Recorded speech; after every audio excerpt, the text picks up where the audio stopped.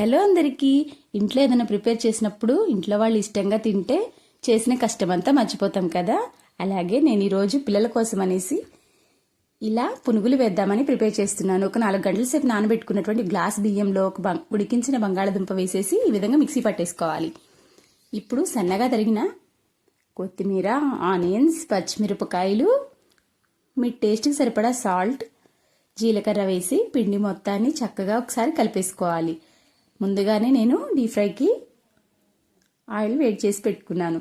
ఇప్పుడు SIM to medium ఫ్లేమ్లో పెట్టుకుని చక్కగా ఇలా పునుగులు ఒకదాని వెంట ఒకటి పైకి తేలిన తర్వాతే గరిటతో ఇలా తిప్పుకోవాలి. చూసారు కదా, చాలా అంటే చాలా బాగా వచ్చాయి.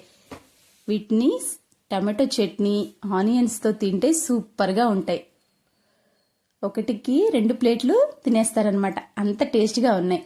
పైన క్రిస్పీగా, లోపల సాఫ్ట్గా. మీరు కూడా ఒకసారి ట్రై చేయండి. ట్రై చేసి ఎలా వచ్చిందో నాకు కామెంట్ చేయండి. ప్లీజ్ అండి, వీడియో చూసి స్కిప్ చేసి వెళ్ళిపోకుండా చిన్న లైక్ చేస్తే నాకు ఎంతో సపోర్ట్గా ఉంటుంది. లైక్ చేయండి, షేర్ చేయండి, సబ్స్క్రైబ్ చేసుకోండి. వీలైతే చిన్న కామెంట్ చేయండి. నెక్స్ట్